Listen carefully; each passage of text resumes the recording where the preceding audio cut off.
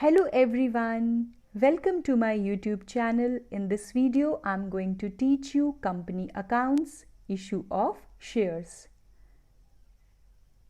The targeted learning objectives are, after going through this topic, you will be able to understand the concept of oversubscription, issue of shares at par, issue of shares at premium, and uses of securities premium reserve account. First of all, we'll study about oversubscription. There are instances when applications for more shares of a company are received than the number offered to the public for subscription. For example, a company XYZ Limited offered 1000 shares to the public for subscription. But applications received by the company are more than this. For example, company received applications for 1500 shares.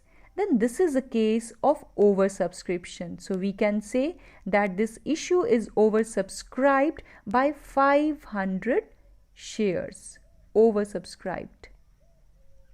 Now, this case of oversubscription is not which happens with every company. This usually happens in respect of share issue of well-managed and financially strong companies and is said to be a case of oversubscription.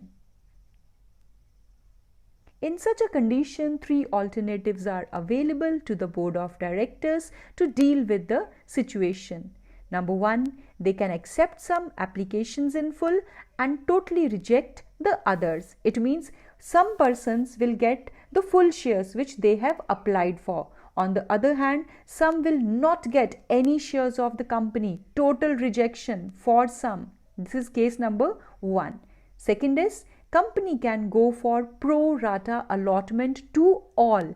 It means everybody will get the allotment of shares, but they will not get the shares applied by them in total, but they will get shares as per the decision making of the directors. It means they will get a lesser number of shares. Third is, they can adopt a combination of the above two alternatives, which happens to be the most common course adopted in practice. जैसे first case में मैंने आपको बताया कि कुछ applications को सारे shares मिल जाएंगे, कुछ को कंपनी रिजेक्ट कर देगी, और सेकंड केस में मैंने आपको बताया प्रो राटा अलॉटमेंट, जो कि बहुत पॉपुलर है. प्रो राटा अलॉटमेंट का मतलब होता है proportionate allotment of shares to all. सभी को शेयर्स मिलेंगे, लेकिन सारे जितने उन्होंने डिमांड किए हैं सारे नहीं मिलेंगे, उन्हें मिलेंगे डिमांड से कम मिलेंगे.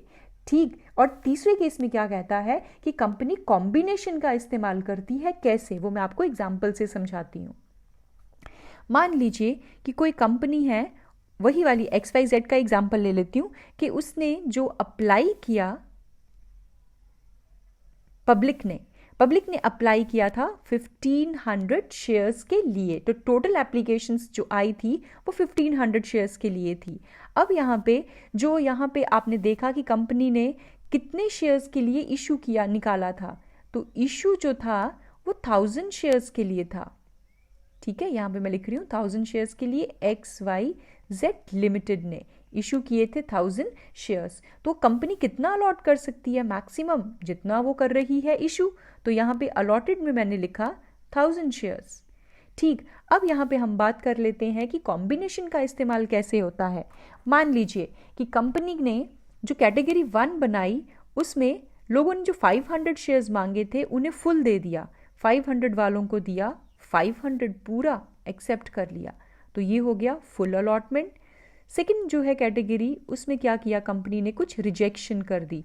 मान लो 100 शेयर्स में जिन्होंने अप्लाई किया था उन्हें कंपनी ने कुछ भी नहीं दिया. तो दिस इज रिजेक्शन, रिजेक्ट कर दिया. अब हम निकाल लेंगे बैलेंस, कितना बच गया. तो यहाँ हमने बैलेंस देखा 1500 जो हमारे पास एप्लीकेशंस आई, उसमें से 600 एप्लीकेशंस का तो आपने कर लिया, यहाँ पर पूरा जो सेटलमेंट है हो चुका है. अब कितने आपके पास यहाँ पे रह गए हैं, वो है 900 शेयर्स जो अप्लाइड हैं. ठीक है। अब इसके लिए आप कितना अलॉट कर सकती है कंपनी, अब देखिए ज़रा अलॉटेड कैटेगरी में नज़र डालिए, ये अलॉटेड कैटेगरी है, अलॉटेड में आप नज़र डालिए तो 1000 शेयर्स ही आप अलॉट कर सकते हैं, जिसमें से अभी कितने अलॉट हो चुके हैं 500, तो रह कितने गए हैं कंपनी के पास, रिमेनिंग 500। इसका मतलब कि जिन्होंने 900 शेयर्स मांगे कंपनी ने उन्हें दिए 500 शेयर्स, तो ये कौन सा वाला केस आ गया, ये आ गया प्रो राटा। प्रो राटा का मतलब होता है प्रोपोर्शनेट अलॉटमेंट। तो देखो तीनों केस आ गए, इसमें कॉम्बिनेशन का इस्तेमाल हुआ, यहाँ पे फुल भी हमने किया, रिजेक्ट भी हमने किया, प्रो राटा भी हमने किया। तो आपने देखा पहले हमने अप्लाइड कैटेगरी लिखी, फिर हमने अलॉटेड कैटेगरी लिखी, और जो टोटल होगा उसका अप्लाइड का वो आपने यहाँ पर मेंशन कर लेना है नीचे, और उसके हिसाब से फिर आप निकालेंगे कि कैसे आपको क्वेश्चन में जो डिसीजन मेकिंग है वो दे रखी है कि फुल कितने एक्सेप्ट हुए, रिजेक्ट कितने हुए और प्रो राटा कितने हुए। So this is the combination third approach which is usually adopted by the companies. Now we'll discuss about the under subscription.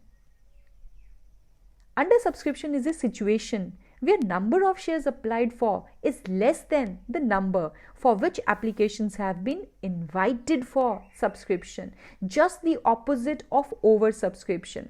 For example, अगर हम यहाँ पे एक एग्जाम्पल की बात करें तो एग्जाम्पल आपको दिया है, a company offered 2 lakh shares for subscription to the public, but the applications were received for 1,90,000 shares only. In such a situation, allotment will be confined to 1,90,000 shares and the entries will be made accordingly. तो मतलब जितना company offer कर रही है उससे कम company को मिल रही है एप्लीकेशंस। इसका मतलब है कि कंपनी की जो इमेज है पब्लिक में उतनी अच्छी नहीं है, लोगों में उतना एक्साइटमेंट नहीं है कंपनी के इशू को लेकर, इसीलिए एप्लीकेशंस कंपनी के पास जो आई हैं शेयर्स के लिए वो काफ़ी कम आई हैं। तो किससे काफ़ी कम आई हैं, जितना उसने ऑफर किया है उसके मुकाबले आई हैं कम। तो ये सिचुएशन क्या कहलाती है, अंडर सब्सक्रिप्शन कहलाती है। However, as stated earlier, it must be ensured that company has received the minimum subscription. मैंने आपको पहले बताया हुआ है मिनिमम सब्सक्रिप्शन क्या होता है। तो अगर कंपनी को मिनिमम सब्सक्रिप्शन मिला है, पहले तो ये चेक करना पड़ेगा कि मिनिमम सब्सक्रिप्शन मिला हो, ठीक है। अगर मिनिमम सब्सक्रिप्शन मिला होगा तभी कंपनी आगे अलॉटमेंट की प्रोसेस की तरफ जा सकती है। जैसे हमारे केस में कंपनी ने कितने शेयर्स यहाँ पे पब्लिक को ऑफर किए, देखिए 2 लाख शेयर्स ऑफर किए। ओके, अब मैं यहाँ पे आपको समझाती हूँ। कंपनी ने ऑफर किए हैं, ऑफर का मतलब है इशू किए हैं 2 लाख शेयर्स। अगर शेयर्स की कैटेगरी नहीं दी कि कौन से हैं, इक्विटी हैं कि प्रेफरेंस है, तो हमेशा मान के चलना है कि इक्विटी शेयर्स हैं, ठीक है। कंपनी ने ऑफर किए 2 लाख शेयर्स और अब आपको एप्लीकेशंस जो हैं वो आई हैं कम, तो आप क्या अलॉटमेंट के प्रोसेस की तरफ जा सकते हैं कि नहीं, इसको कैसे चेक करेंगे। वैसे तो आपको देखना पड़ेगा कि बोर्ड ऑफ डायरेक्टर्स ने कितना मिनिमम सब्सक्रिप्शन डिसाइड किया है। अगर क्वेश्चन साइलेंट है तो आपको मालूम है कि सेबी ने क्या बोला है, securities exchange board of India ने क्या बोला है कि minimum 90% of the issue size, इतना आपकी कंपनी को सब्सक्रिप्शन मिला हो। तो यहाँ पे हम देखेंगे कि 2 लाख का 90% कितना होता है, तो 2 लाख का 90% होता है 1,80,000। तो हम यहाँ पे देखेंगे कि हमारी एप्लीकेशंस जो हैं वो 1,80,000 से कम नहीं होनी चाहिए। अगर 1,80,000 से कम होगी तो कंपनी को सारा पैसा करना पड़ेगा वापस, okay. Otherwise the company will have to refund the entire subscription amount received. So we need to make the surety of the minimum subscription. अब देखते हैं हमारे एग्जाम्पल में कंपनी को क्या 1,80,000 से ज़्यादा मिला था या नहीं। तो यस, कंपनी को मिला था 1,90,000 के लिए एप्लीकेशंस रिसीव हुए थे। इसका मतलब है कि ये कंपनी अलॉटमेंट के प्रोसेस की तरफ जा सकती है। अगर 1,80,000 से कम मिले होते तो कंपनी को करना पड़ता पैसा एप्लीकेशन मनी का वापस। Now will discuss issue of shares at par. Shares are issued at par when they are issued at a price equal to the face value. For example, if a share of rupees 10 each, this is the face value of the share. Rupees 10 is the face value of the share. Okay, if nothing is mentioned in the question about the face value of a share, always assume it as rupees 10. So in our example, if a share of rupees 10 each is issued at rupees 10 each only, then this is the case of issue at par. Now next is issue of shares at premium. When a company issues security at a price which is above its face value, then it is said to be issued at premium. For example, if a share of the face value of rupees 10 each is issued at rupees 12, then this excess amount over the face value, that is rupees 2, will be the premium on the share. The premium on issue of share is a capital profit and must be credited to a separate account. तो जब भी premium वाला case होता है तो आप मान लीजिए कि कंपनी को हो गया है कैपिटल प्रॉफिट, कंपनी अपने शेयर को महंगे दाम पर बेच रही है। क्यों? और लोग खरीदना भी चाहते हैं क्योंकि कंपनी की इमेज और रेपुटेशन ही कुछ ऐसी है। तो आपको पता है डिमांड एंड सप्लाई का कॉन्सेप्ट आ गया। आपकी कंपनी के शेयर्स की डिमांड है लोगों में, तो आप उस चीज़ का फ़ायदा उठाएंगे ही उठाएंगे और अपने शेयर्स को कंपनी बेचती है महंगे दाम पर, और ये महंगे दाम पर बेच के जो आपको पैसा मिला है उसको हम कौन सा प्रॉफिट बोलेंगे? वो जो प्रीमियम आपको मिला ऑन इश्यू ऑफ शेयर को उसे कहा जाता है कैपिटल प्रॉफिट, और इसके लिए कंपनी को ओपन करना पड़ता है एक separate account which is called the securities premium reserve account. Now very important topic, that is the uses of securities premium reserve. Many times this question comes in the CBSE paper. Under section 52 subsection 2 of the Companies Act 2013, the amount of securities premium reserve may be used for the following purpose. So total 5 purposes are given to us by the Companies Act. Number 1, write off करेंगे आप किसको? Preliminary expenses of the company को. तो अगर company के कोई preliminary expenses हैं, preliminary expenses होते हैं वो खर्चे जो कंपनी की इनकॉर्पोरेशन से पहले के हैं, तो उन्हें कंपनी राइट ऑफ कर सकती है, खत्म कर सकती है. किसके द्वारा? सिक्योरिटीज प्रीमियम रिजर्व के द्वारा. Second, right of the expenses या कमीशन या discount allowed on the issue of shares or debentures of the company. तो अगर कंपनी ने अपने शेयर्स और जो डिबेंचर्स हैं उन्हें इशू किया है और उस पर उसे कोई नुकसान हुआ है या कोई खर्चा हुआ है या कमीशन पे करनी पड़ी है, तो उनको भी कंपनी क्या करेगी? उससे सिक्योरिटीज प्रीमियम रिजर्व से राइट ऑफ करेगी. Third is for issuing fully paid bonus shares to the share holders. Company fully paid bonus shares जो हैं उन्हें भी शेयर होल्डर्स को क्या कर सकती है? इशू कर सकती है. कौन से पैसे से? सिक्योरिटीज प्रीमियम रिजर्व के पैसे से. Next is for providing for the premium paid on the redemption of redeemable preference shares और डिबेंचर्स ऑफ द कंपनी. तो अगर कंपनी को अपने प्रेफरेंस शेयर्स या डिबेंचर्स रिडीम करने हैं, और रिडीम का मतलब होता है रीपे करने हैं, वापस करने हैं, और रिडेम्पशन के टाइम पे कंपनी को देना है उन शेयर्स के ऊपर या जो आपके डिबेंचर्स हैं उनके ऊपर देना है प्रीमियम. मतलब आपकी कंपनी ने अगर किसी से 100 रुपया लिया और वापस करने हैं 104 रुपये, तो ये जो 4 रुपये आप एक्स्ट्रा वापस कर रहे हैं ये क्या हैं? ये है प्रीमियम के. तो इस प्रीमियम के खर्चे के लिए भी आप किसका इस्तेमाल कर सकते हैं? आपकी कंपनी यूज़ कर सकती है सिक्योरिटीज प्रीमियम रिजर्व को. नेक्स्ट है for buyback of its own shares and other securities. Company को जब लगता है कि उसे अपने कुछ जो शेयर्स हैं वो खुद खरीद लेने चाहिए, बाय बैक कर लेने चाहिए, क्योंकि उसे उतनी रिक्वायरमेंट नहीं है शेयर कैपिटल की, तो buy back of own shares के लिए भी कंपनी इस्तेमाल कर सकती है सिक्योरिटीज प्रीमियम रिजर्व का. Now we'll study about the journal entries for securities premium reserve. For premium amount called with application money, अगर प्रीमियम का जो पैसा है वो कंपनी ने एप्लीकेशन के टाइम पे मांगा, देखिए मैं आपको बताती हूँ, जो प्रीमियम का पैसा है सिक्योरिटीज प्रीमियम, वो कंपनी किसी भी स्टेज पे डिमांड कर सकती है। उसे कंपनी एप्लीकेशन की स्टेज पर भी मांग सकती है, अलॉटमेंट की स्टेज पर भी मांग सकती है और कॉल्स की स्टेज पर भी मांग सकती है।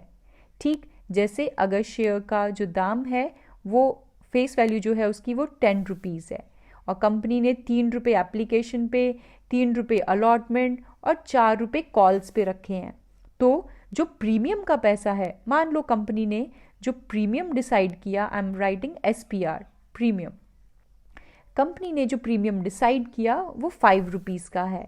अब ये 5 रुपीज़ जो हैं वो कंपनी उसे इंस्टॉलमेंट में भी ले सकती है। जैसे फॉर एग्जांपल कंपनी ने डिसाइड किया कि 2 रुपये मैं एप्लीकेशन पे ले लूँगी और 3 रुपये हम ले लेंगे अलॉटमेंट पर, तो ऐसा भी कर सकती है कंपनी। और कंपनी चाहे तो इकट्ठा पैसा एक ही स्टेज पर भी ले सकती है, जैसे 5 रुपये कंपनी एप्लीकेशन की स्टेज पर भी ले सकती है, या ऐसा भी हो सकता है कि कंपनी कहे कि मुझे ये 5 रुपये कहाँ लेने हैं, सिर्फ अलॉटमेंट की स्टेज पे। तो डिपेंड करता है कि कंपनी कैसे इसको कंसिडर करना चाहती है। मैं अभी आपको कौन सा केस समझा रही हूँ कि सारा पैसा कंपनी ने मांगा प्रीमियम का एप्लीकेशन की स्टेज पर, तो हम कैसे उसको डील करेंगे एंट्री में।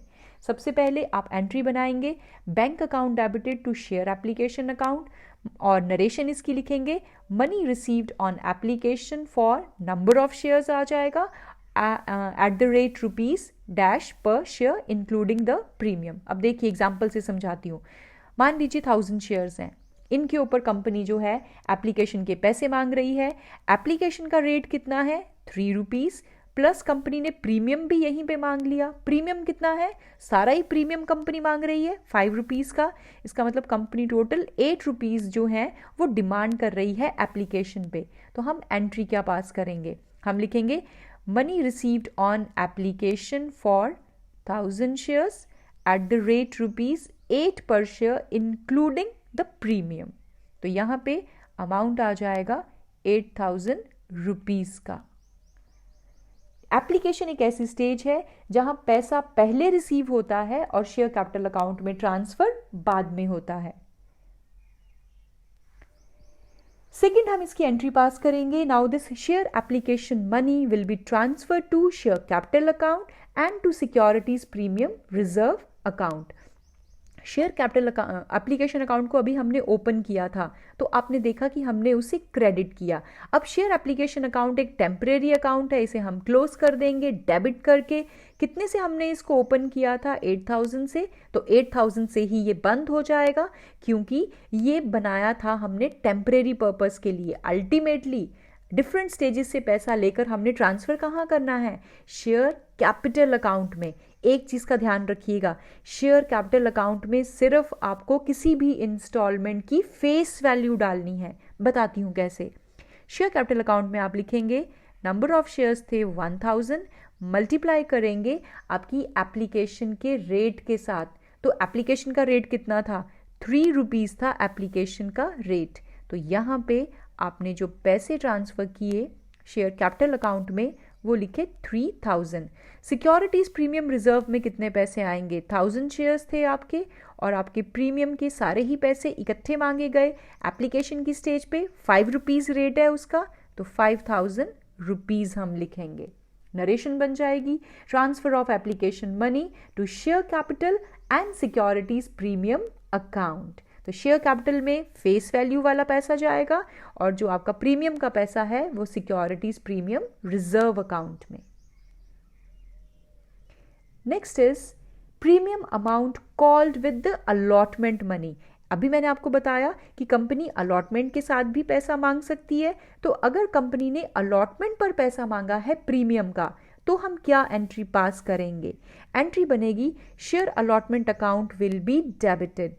मान लीजिए कि आपकी कंपनी ने कितने शेयर्स जो हैं वो इशू किए हैं या अलॉट किए हैं 1000, और अलॉटमेंट का जो रेट है वो है आपका 3 रुपीज़ का। ओके, इस एग्जाम्पल से, जैसे अभी आपको मैंने पहले समझाया था, वहीं से आपको समझाती हूँ मैं कि अलॉटमेंट का रेट कितना है, 3 रुपीज़ का, और कंपनी जो है वो सिक्योरिटीज़ प्रीमियम रिजर्व मांग रही है इकट्ठा पूरा 5 रुपये का अलॉटमेंट पे ही। तो 3 + 5 इनको जोड़ दीजिए, कितने पैसे बन गए आपके, 8 रुपीज़। इसका मतलब कंपनी अलॉटमेंट पे 8 रुपीज़ की डिमांड कर रही है। तो हम क्या एंट्री बनाएंगे वो देखते हैं जल्दी से। हमें यहाँ पे लिखना है शेयर अलॉटमेंट अकाउंट को डेबिट करना है, 8 रुपीज़ जो है उससे मल्टीप्लाई करेंगे नंबर ऑफ शेयर्स को, तो 8000 आ जाएगा। शेयर कैपिटल अकाउंट में कितना जाएगा, अभी आपको मैंने बताया था कि शेयर कैपिटल जो है वो आपकी किसी भी इंस्टॉलमेंट का फेस वैल्यू कंसिडर कर दी है, और अलॉटमेंट की फेस वैल्यू कितनी है, 3 रुपीज़, तो 3000 आ जाएंगे। और सिक्योरिटीज़ प्रीमियम कितना लेंगे, number of shares 1000 into premium का रेट 5 रुपीज़ है, तो 5000 आ जाएगा। तो आपकी जो यहाँ पे नरेशन है वो बनी, amount due on allotment. Allotment वाली स्टेज से शुरू हो जाता है कि कंपनी पहले किसी भी इंस्टॉलमेंट के पैसे ड्यू करती है, ड्यू का मतलब होता है डिमांड करती है, और रिसीव होते हैं बाद में। तो amount due on allotment of shares at the rate कितना आपको है, नंबर ऑफ जो आपको जो शेयर्स हैं वो थे 1000, और उसके ऊपर आपने कितने पैसे डिमांड किए, 8 रुपीज़ पर share including the premium. Okay, तो जब आपको ये पैसे रिसीव होंगे तब आप उसके लिए क्या एंट्री पास करेंगे। अगर आपको सारा ही पैसा मिल जाता है तो आप लिखेंगे bank account debited to share allotment account. तो आपने 8000 मांगे थे, आपको 8000 पूरे मिल गए। तो आपने देखा अलॉटमेंट में हमने क्या किया, पैसे हमें मिले बाद में है, डिमांड हमने पहले किए, जबकि एप्लीकेशन में उल्टा था, मिले पहले और हमने शेयर कैपिटल में ट्रांसफर बाद में किए। Next is issue of shares at discount. There are instances when the shares of a company are issued at a discount at an amount less than the nominal or the face value of shares. मान लीजिए कि share की जो face value है वो है 10 rupees और company इन shares को ऑफर कर रही है 9 पे। ध्यान रखिए, कोई भी कंपनी शेयर्स को डिस्काउंट पे नहीं बेच सकती। सिर्फ 2 कंडीशंस हैं जिन पर वो डिस्काउंट पे बेच सकती है। क्या है अभी आपको थोड़ी देर में बताती हूं मैं। The difference between the nominal value and the issue price represent the discount on the issue of shares. जैसे मेरे एग्जाम्पल में ₹1 क्या आपको यहां पे शो कर रहा है, डिस्काउंट शो कर रहा है। Example, when a share of the nominal value of ₹100 is issued at ₹98, it is said to have been issued at a discount of 2%। तो यहाँ 2% का क्या आपको शो हो रहा है, discount. As a general rule, very important line, a company cannot ordinarily issue shares at a discount. कब कर सकती है वो डिस्काउंट पे issue, only in such cases at the time of re issue of forfeited shares. अगर company ने कोई share forfeit किया है, मतलब कोई शेयर कैंसिल कर दिया था और उसी कैंसल्ड शेयर को कंपनी री इशू करती है, तो वो आपके री इशू forfeited शेयर्स हो सकते हैं डिस्काउंट पे। दूसरा, issue of sweat equity shares. Sweat equity shares company अपने एम्प्लॉयज को ऑफर करती है, उन्हें वो कम रेट पर इशू कर सकती है। तो ये 2 कंडीशंस ही हैं जब कंपनी अपने शेयर्स को डिस्काउंट पे इशू कर सकती है, अदरवाइज कोई कंपनी अपने शेयर्स को डिस्काउंट पे इशू नहीं कर सकती। I hope this topic is very much clear to you. Thank you so much for watching.